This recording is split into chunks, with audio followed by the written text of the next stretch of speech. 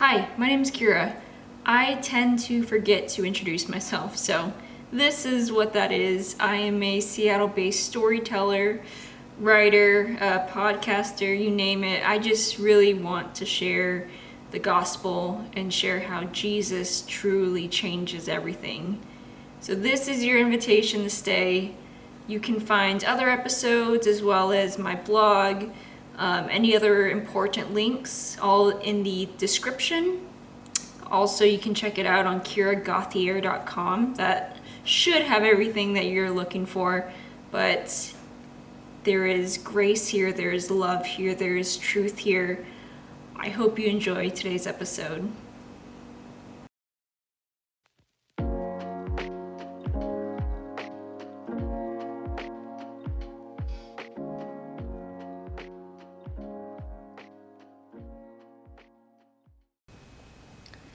It's not the evidence that keeps you away from Christianity. It's not the inconsistencies that are found in other religions and worldviews that keep you away from Christianity. You understand that good and bad cannot be defined without God. You understand that the presence of suffering doesn't disprove the existence of God. So you very well understand that we have clear evidence that Jesus is who he claimed to be. Jesus claimed to be God. And the evidence is quite convincing. But it's the sin that keeps you. The idea of answering to God is unappealing. The reality that you may need to give up some of your desires to follow Jesus just doesn't seem worth it. I call this episode Alluring Sin because that is what it tries to be. Sin tries to be appealing and inviting, freeing, when in reality it's just one gigantic trap. See, maybe you're thinking, hey, I like your Jesus. The evidence is convincing, but in no way do I want Jesus to actually change everything. I like not having to answer to a God. I can do what I want and when I want. I'm not a pastor. I'm an engineer who knows an annoying amount of Christian apologetics. So I don't think it would be helpful to pretend to preach, nor does that really fit God's calling for my life. But like you, if I'm honest, there are still times where I do feel this temptation of sin. I like you, Jesus, but I kind of want to do what I want to do. I want to do Christianity my way. The end of Romans 7 resonates with me as Paul talks about the battle between doing what is pleasing to God, yet the sinful nature that is within us and wants to do life differently. I do what I don't want to do, and I don't do what I want to do.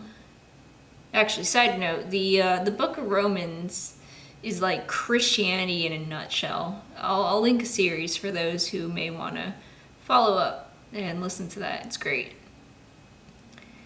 And though anecdotal, I think it's worth sharing pieces of my story. Take it as someone who has lived seeing things through society's worldview, but also someone who has lived seeing things through the Christian worldview. I have a perspective that you might be lacking. And if it's okay, I would love to share how Jesus changed my life. Yeah, I'll let you in on a little secret. Every Christian is tempted by sin. Every non-Christian is tempted by sin. Jesus was tempted by sin. See, there's always going to be sin. There's always sin, and these things they grieve God's heart by rebelling against him and going against his ways. Most of you know what these sins are. So they typically line up with the criminal justice system and the moral values that are in your heart. Isn't that quite convenient? It's almost as if, never mind. So for example, murder is a sin, stealing is a sin, adultery is a sin. Disobeying your parents, that's a sin. Showing partiality, that's a sin. Lying is a sin. And there's a lot more, but you get the point. See, we all face temptation, but the problem comes from when we give in to these desires and we do sin. And listen, like, spoiler alert, we've all sinned at one point, as Romans 6:23, as Romans 3:23 shares, for all have sinned and fall short of the glory of God. See, we're all messed up. Even today, I think it's nearly impossible to go a day without sinning. Even though I try not to, I end up doing what I don't want to do. And this is, if we're honest, this is typically when it takes me 2 hours to get home. Oops. But your story is not over if you're a sinner. And I'll get back to that later. I was obnoxiously good as a kid. I don't have some sort of crazy testimony like the cannibal who gives his life to Jesus and is now the founder of some charity organization that seeks to end world hunger. See, that's not the type of story I have. I followed rules and obeyed my parents as a kid. I gave my life to Jesus. Then I continued following rules and obeying my parents as a kid. But now I have a moral standard. Like that, before the crazy deep dive into religion and Christianity, like that part of me that happened in college, before any of that, like, that was my story. That's my story. I was just a good kid who grew up in a Christian home. And though I did not sneak out at night or throw parties when my parents were out of town or participate in underage drinking, the sin that has tempted me most was the sin of idolatry. I do not think I saw it then, but I see it now as I reflect on my life. This was the sin that kept me, or rather I kept. See, I would go to church, I would read the Bible, but I clung to my sin so tightly. You can change everything, God. Well, except for that part of my life. I want to keep that. I used to be really into self-improvement. Actually, I still have videos on my YouTube channel that reflect that era of my life. But my goal was, to be a better person every single day. My goal was to be this positive light in the world, which, I don't think those are bad goals. In some ways I still have them, but they're a little different now. There's a little bit of a change there. But do you know what made me snap out of this mindset? Hardship. Brutal hardship made me look at my life and think to myself, how am I ever going to get through this? There were times where each day got worse and worse. I valued controlling my life so much that when I lost control and the unthinkable happened, I couldn't just, focus on the positives and get out of it. Making myself an idol worked until it didn't. I wanted to prove that I didn't need God. I got this. I can handle this. I don't need you. I learned how to do this without you. But then I lost control. See, to my friends who can relate, what happens when the unthinkable happens? Will you crush under the weight of your own worship? I did. So then what did I do? Well, I repented, then did things God's way for a bit, but then found a new idol. I used to confide in my friends and would unintentionally make them gods, as my entire identity was woven by what they thought about me. It did not matter what I wanted. All I cared about was how they saw me. Did they see me as good, as kind, as generous, as righteous? Do they feel loved by me? I pushed my friends away with this mindset. They could not handle the weight of my worship. You know what made me snap out of that? I kept losing friends.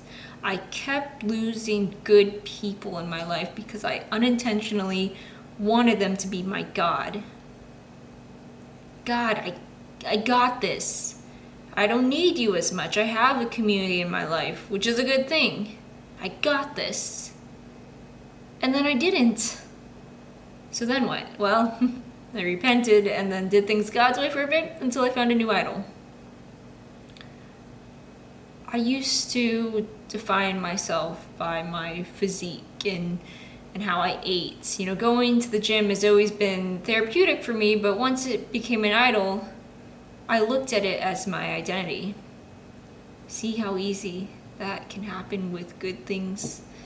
There's a fine line between hobby and idol.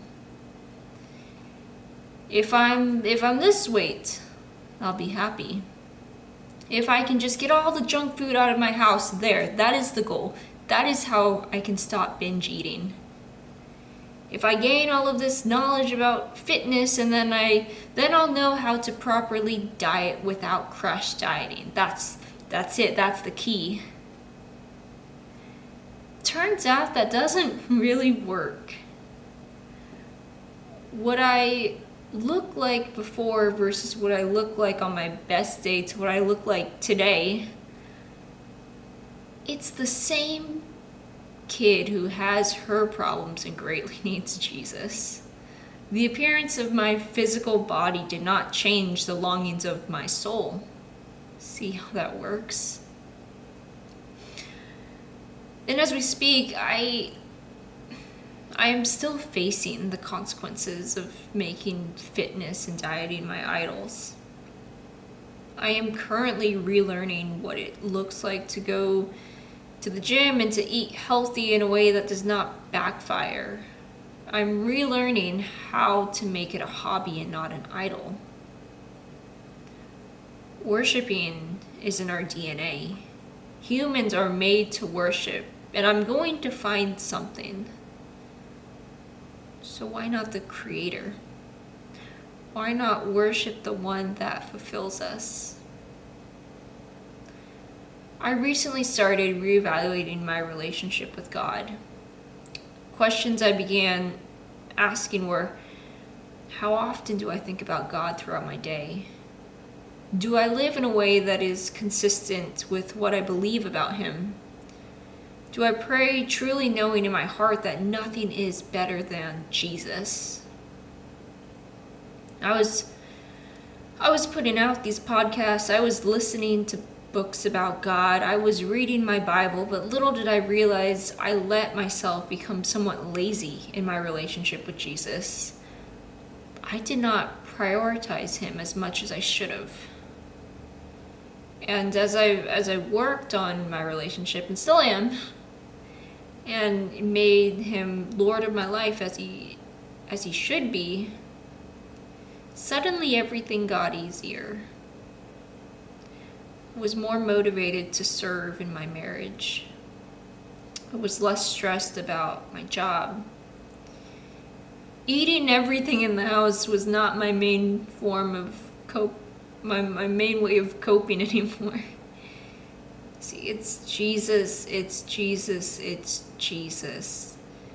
There is something quite profound when you begin living in a way that relies on Jesus as Lord, instead of things found and things created in this world. Though doing things the way you want to do it, I know it seems so much more appealing. But trust me, Jesus' way is far greater.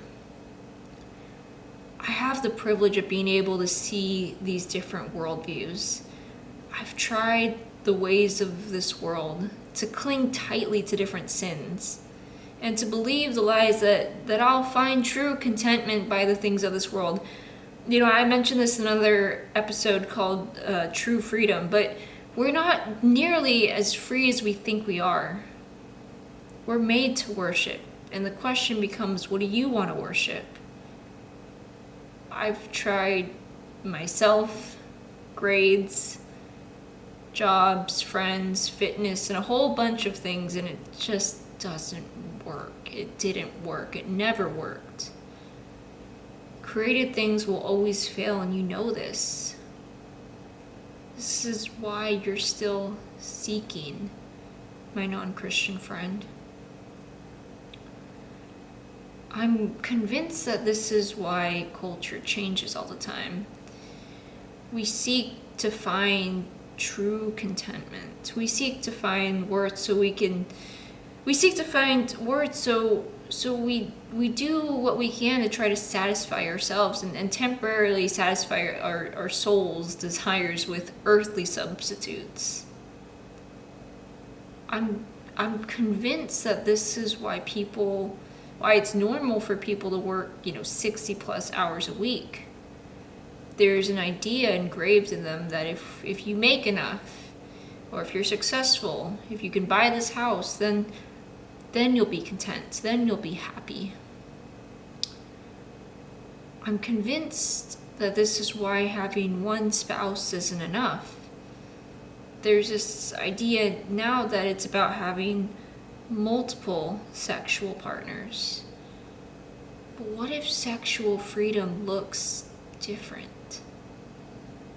I know that the Bible puts out some wacky ideas, but just try Jesus' way and see what happens. Sin is alluring. To live a life that says I don't have to answer to anyone, that seems so desirable, but it's not as freeing as you may think. I've tried living in a way that finds my purpose in created things. And I've also tried living in a way that finds my purpose in the Creator. Can you guess which one has never failed?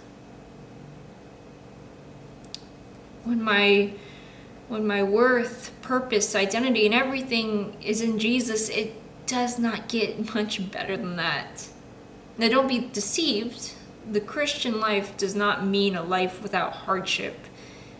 The Christian life does not mean you will be immune to sickness or you will have this abundance of money all the time. Every single day I wake up and I get to choose who I want to worship. The Creator or created things. The Christian life does not mean a life where you are not tempted by sin. But following Jesus and making Him the Lord of your life means you can be truly free. Things just work better when you accept Jesus as Lord. It's almost as if this best-selling book, the Bible, is still relevant today or something. Time and time again, I forget and I go back to my way of living and possibly following culture's narrative for a bit. Created things fail eventually, every single time. But when you place everything in Jesus, that will never fail.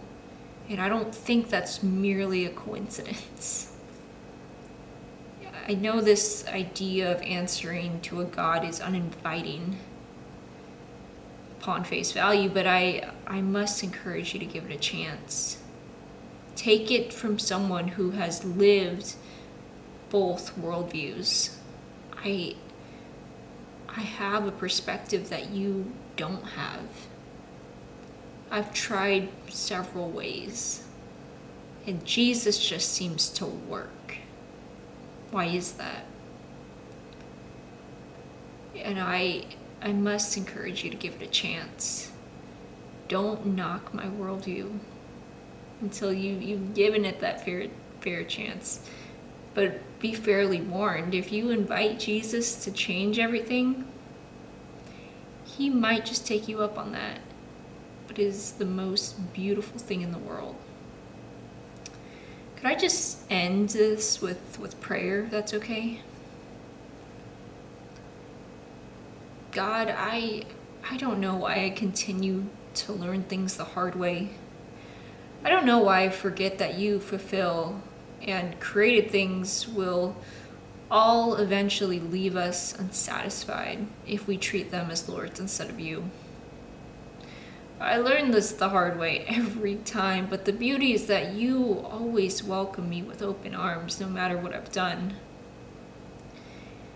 Jesus, it is because of your death on the cross that we all have been forgiven. It does not matter what I've done or what anyone who is listening has done. Our ticket to heaven is not in how good we are, but it's in our faith in you, Jesus. Our ticket to heaven is believing that you, Jesus, the Son of God, died on the cross for our sins and rose again 3 days later. We believe that you, Jesus, you're Lord, and this is why we are one day closer to heaven. God, remind us that it is only through you that we can be content. If you are for us, who can ever be against us? It's Jesus who wins in the end. I pray that Seattle, this state, this country, and our world just cling to you. We've tried everything under the sun. We've tried everything throughout the generations, and we're still trying to seek contentment and freedom, but it's in you. God, it's always been you. It was you from the beginning, and God, I just pray that we see that. I pray for revival, Lord. I pray that we see that it's you, and that it's always been you, Jesus. You love us. You love us. You love us, and may we cling to you. Amen.